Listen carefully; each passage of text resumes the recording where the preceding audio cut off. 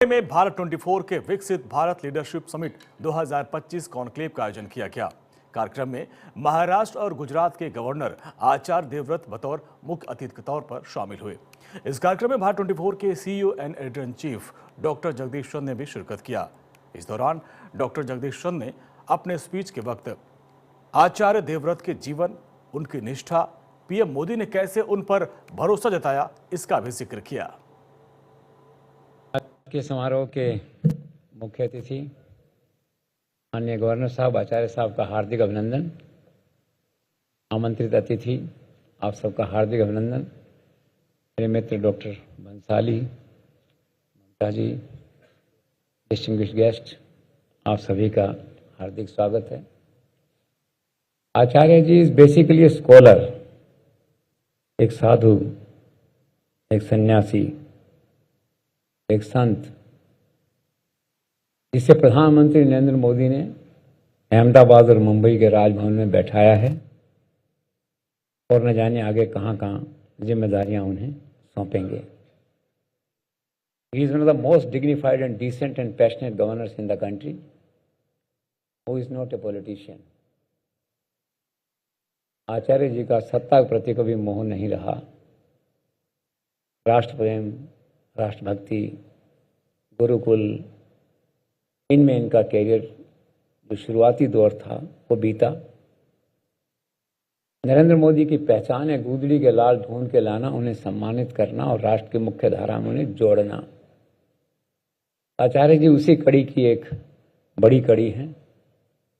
जब अचानक प्रधानमंत्री की निगाह उनके बायोडेटा पर पड़ी, 2014 में पहले विचार बना कि उन्हें कुरुक्षेत्र से उन्हें जो है चुनाव लड़ाया जाए। उनका कर्म भूमि, कर्म क्षेत्र है, गुरुकुल है, वहां पे जो है वो किसी कारण से हुआ नहीं। तो अचानक एक दिन फिर प्रधानमंत्री जी के यहाँ से फोन आया, और फोन भी बाद में आया। उससे पहले तो टीवी पे खबर चली कि आपको हिमाचल का राज्यपाल नियुक्त किया जाता है।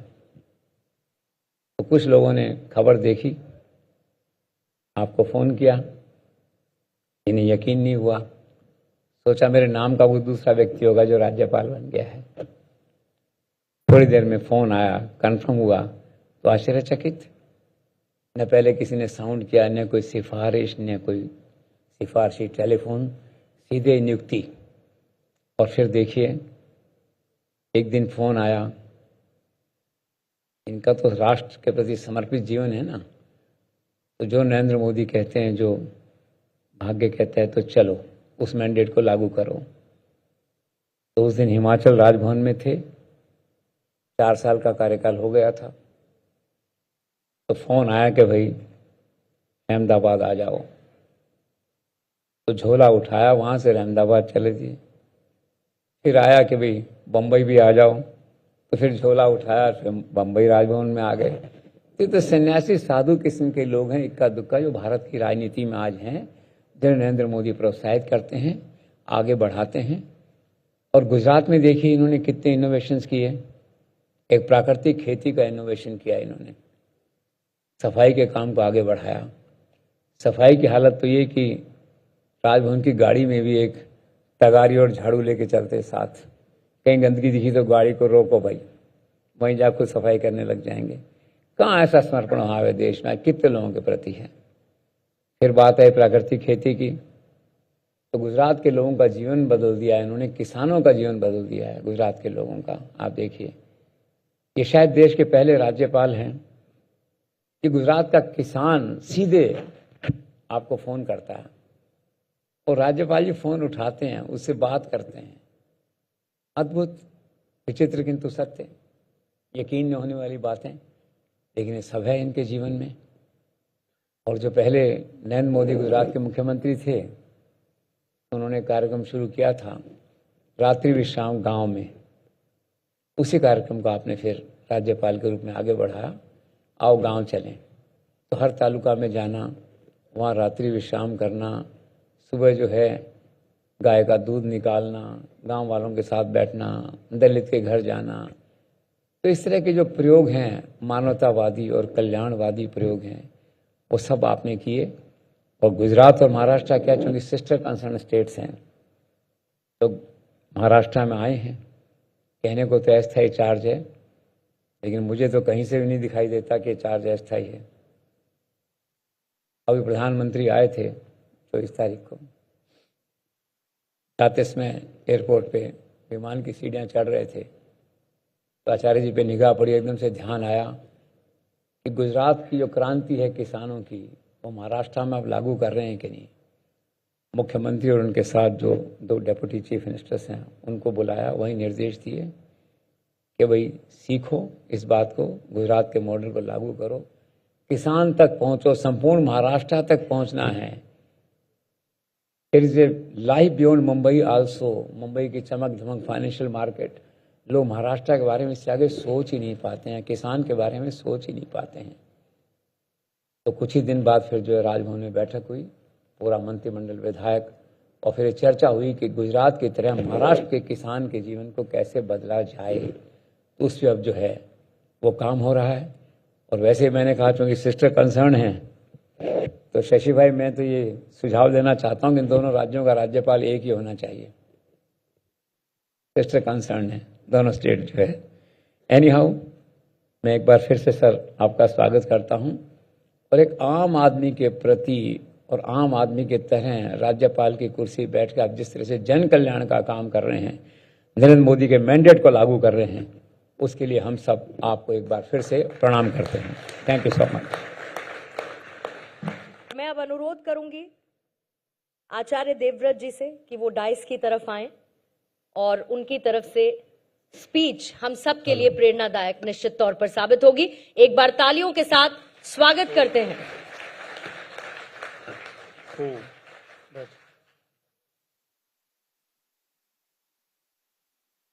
विकसित भारत नेतृत्व शिखर सम्मेलन महाराष्ट्र संस्करण के अवसर पर हमारे बीच में उपस्थित आदरणीय डॉक्टर जगदीश चंद्र जी, सीईओ एवं प्रधान संपादक भारत 24, माननीय श्री मनोज जिज्ञासी जी, सीबीओ और रणनीतिक सलाहकार भारत 24, माननीय डॉक्टर शशिकांत शर्मा जी, सलाहकार संपादक भारत 24,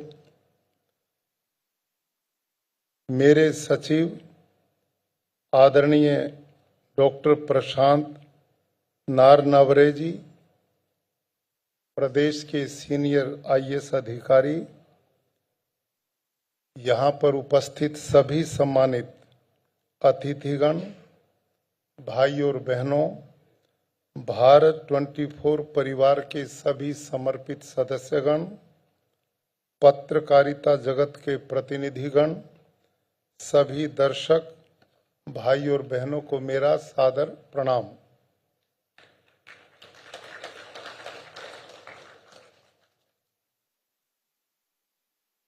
भारत 24 एक ऐसा न्यूज चैनल जिसमें राष्ट्रीयता का भाव सर्वोपरि रहता है, देश प्रेम का भाव रहता है, अपना देश कैसे विकसित हो, भारत के यशस्वी प्रधानमंत्री श्रीमान नरेंद्र मोदी जी, जिन्होंने अपना संपूर्ण जीवन राष्ट्र समाज प्रथम इस रूप में समर्पित किया है, यह चैनल उन विचारों को जनमानस तक पहुंचाने का काम करता है और राष्ट्र की भावी पीढ़ी को देश प्रेम के भाव से ओतप्रोत करता है।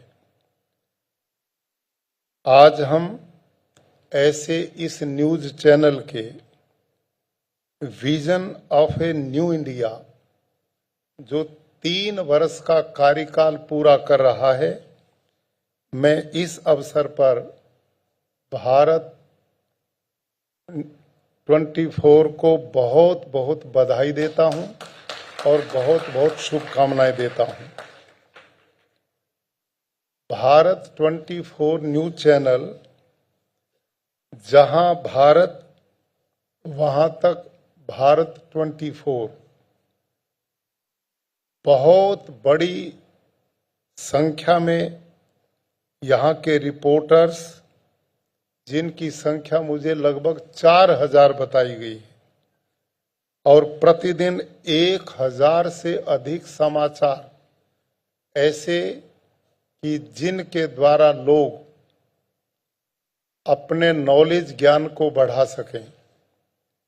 इसके साथ जो मैंने अनुभव किया कि पत्रकारिता के क्षेत्र में सकारात्मक सोच, ऐसा चिंतन जिससे युवा,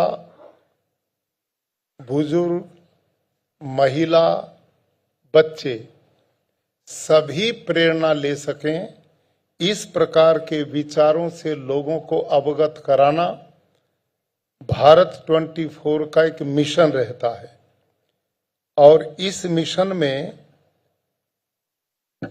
इनका जो बहुत बड़ा अभियान जेसी शो के नाम से जो चलता है, जिसमें भारतवर्ष के ऐसे राजनेता, समाज सुधारक और जो अन्य लोगों के लिए प्रेरणा देने वाले लोग हैं, उनके साथ जो इनका संवाद चलता है, प्रश्नोत्तर चलता है, जिससे बहुत बड़ी प्रेरणा और बहुत कुछ सीखने का लोगों को अवसर मिलता है। ये बहुत पॉपुलर आज द जेसी शो बहुत लोगों के लिए लोकप्रिय हुआ। इसके लिए मैं विशेष रूप से चंद्रा साहब को बहुत बहुत बधाई और साधुवाद देता हूं। और रास्ते में भी मुझे जानकारी मिली है, जीवन का एक बहुत बड़ा भाग उन्होंने जहां सरकारी सेवा में आईएएस के रूप में दिया, उसके बाद पत्रकारिता क्षेत्र में उन्होंने अन्य न्यूज चैनल पर जो काम किया, उससे उन न्यूज चैनल की जो पहचान बनाई, उनकी जो ख्याति और प्रतिष्ठा बढ़ाई, वो इनकी कार्य दक्षता को सिद्ध करता है। उनका एक जो मिशन है, जो मैं अनुभव कर पाया हूं, कई बार उनसे मिलना होता है। संस्कृत साहित्य में एक बड़ा मजबूत श्लोक आता है, उद्यमेन ही सिद्ध्यन्ति कार्याणि न मनोरथै न ही सुप्तस्य सिंहस्य प्रविशन्ति मुखे मृगा, कि जो लोग परिश्रम को ही धर्म मानते हैं, ऐसे लोगों के लिए कोई भी लक्ष्य प्राप्त करना असंभव नहीं होता। जगदीश चंद्र जी का जीवन रात और दिन निरंतर परिश्रम परिश्रम और केवल परिश्रम रहता है। उसी का परिणाम है कि आज भारत 24 ने बहुत अल्प काल में जो ख्याति प्राप्त की है, और उसके साथ ही इन्होंने अन्य चैनल्स को जिस गति से आगे बढ़ाने का काम किया है, उसके पीछे इनका वो परिश्रम, उनकी वो ताकत बहुत बड़ी प्रेरणा का कारण बनी है। आज आपने इस न्यूज चैनल के माध्यम से गेम चेंजर्स विद एमजे, हमारे जिज्ञासु जी, एक ऐसे यंग मैन जो वास्तव में एक ऊर्जा का नाम मैं समझता हूं जिज्ञासी जी है, जो रात दिन बड़े विवेक और सूझबूझ के साथ इस न्यूज चैनल के लिए बहुत प्रेरणा के साथ आगे बढ़ाने का काम कर रहे हैं। उनको भी मैं आज बहुत बहुत बधाई और साधुवाद देता हूं। डॉक्टर शशिकांत शर्मा जी, ये मेरे बारे में बहुत कुछ बोल गए, और चंद्रा जी का बहुत स्नेह और अपनापन है, बहुत सारी बातें उन्होंने रखी हैं। मैं वास्तव में कहूं तो हिमाचल प्रदेश में उनसे मेरा पहली बार परिचय हुआ था डॉक्टर अपना शशिकांत जी शर्मा से। आप शिमला यूनिवर्सिटी में मास कम्युनिकेशन के प्रोफेसर हैं और पत्रकारिता से लंबे समय से जुड़े रहे हैं।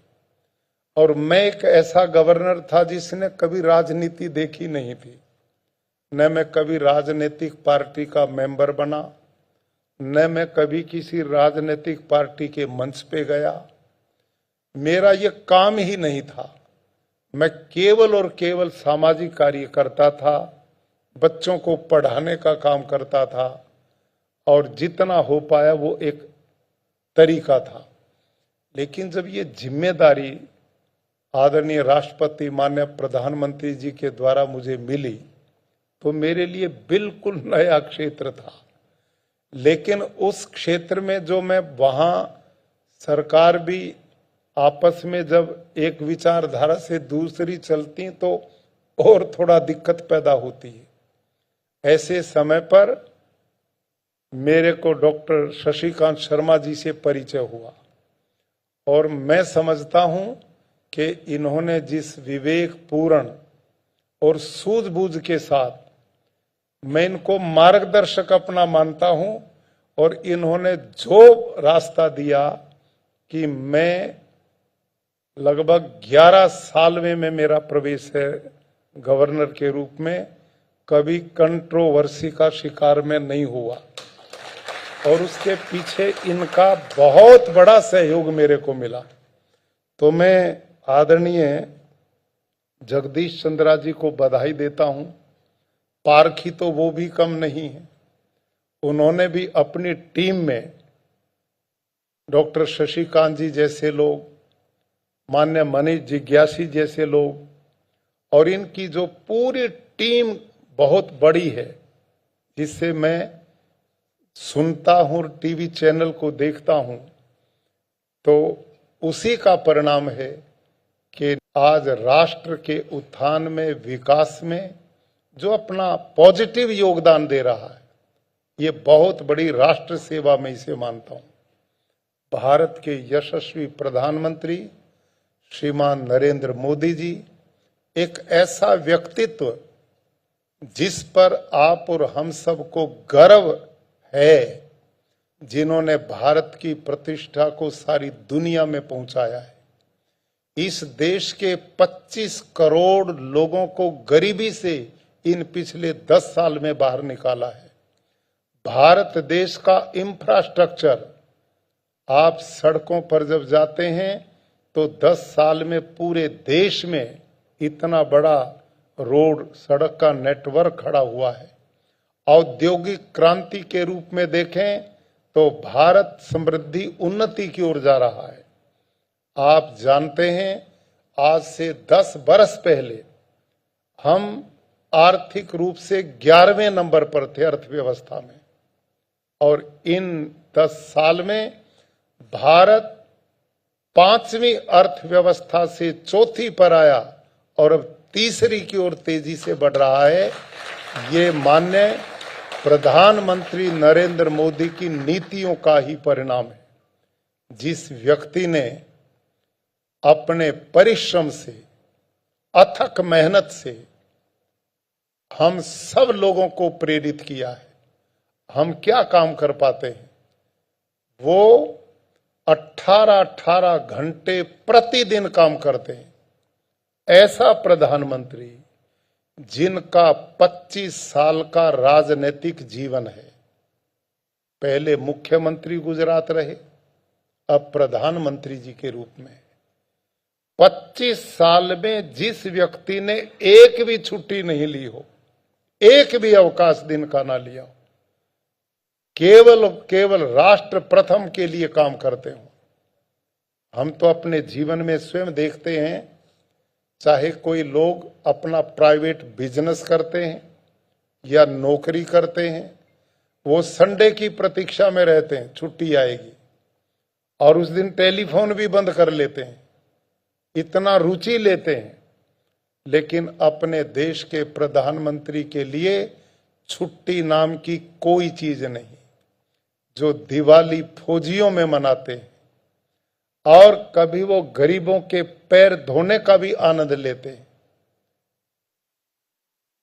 अपने लिए कुछ है ही नहीं, एक भूमि का टुकड़ा उनके पास में नहीं है, उनके नाम एक साइकिल भी आज के दिन नहीं है दुनिया में कोई प्रधानमंत्री इतना त्यागी, तपस्वी, मेहनती, परिवार से कोई नाता नहीं, सारा राष्ट्र जिसने अपना परिवार बना दिया, रात और दिन हमारे और हमारी पीढ़ियों के लिए काम करते हो, विजन इतना दूरगामी जो आज की नहीं आने वाली पीढ़ियों की सोचते हैं। 2047 विकसित भारत बने, इसके लिए उन्होंने परिश्रम और समय सीमा तय कर दी। ऐसे महापुरुष के व्यक्तित्व और जीवन को मैं समझता हूं, जिस भावना से डॉक्टर जगदीश चंद्र जी ने जनमानस तक पहुंचाने का काम किया है, ये एक बहुत बड़ी राष्ट्र सेवा का मिशन है। मैं इनको इसके लिए बहुत बहुत बधाई और साधुवाद देता हूं। और विकसित भारत की दिशा में आज भारत 24 जिस तरह से जनमानस को तैयार कर रहा है राष्ट्र सेवा के भाव में, इसके लिए मैं पुनः बहुत बहुत बधाई और साधुवाद देता हूं। और यह न्यूज चैनल और इनका इसी प्रकार का समाचार पत्र इस देश की भावी पीढ़ी का मार्गदर्शन करता रहेगा और इस देश के चहुमुखी विकास में योगदान देता रहेगा। पुनः जगदीश चंद्रा जी अपने जीवन के 75वें साल में प्रवेश कर रहे हैं और मैं कामना करता हूं जीवेम शरद शतम भूयश्च शरद शतात, वो 100 वर्षों तक ही नहीं 100 वर्ष से भी ज्यादा। लेकिन कैसे? हमारे यहाँ वेदों में लिखा है तच्चक्षुर्देव हितम पुरस्ता शुक्रमुच्चरत पश्येम शरद शतम जीवेम शरद शतम शृणुयाम शरद शतम प्रब्रवाम शरद शतम अदीना श्याम शरद शतम भूयश्च शरद शतात। इसका मतलब भी मैं समझा देता हूं।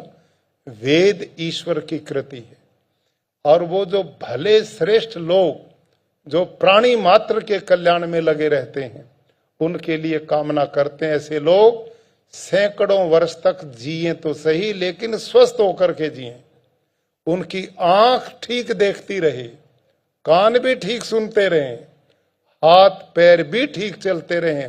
अधीना मतलब वो किसी के भी गुलाम ना रहे, अधीन ना हो, किसी की बुढ़ापे में सहयोग की इच्छा ना रखें, इतने स्वस्थ होकर के जिए, ऐसी मेरी कामना है। धन्यवाद।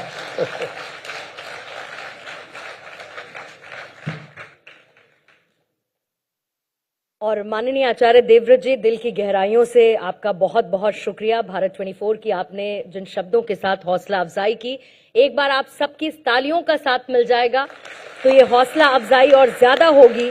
और ये वाकई में आपकी बात याद दिलाती है कि जब हम विकास की बात करते हैं तो वो असली विकास सिर्फ भौतिक नहीं होता, वो नैतिक, सामाजिक और सांस्कृतिक भी होना चाहिए।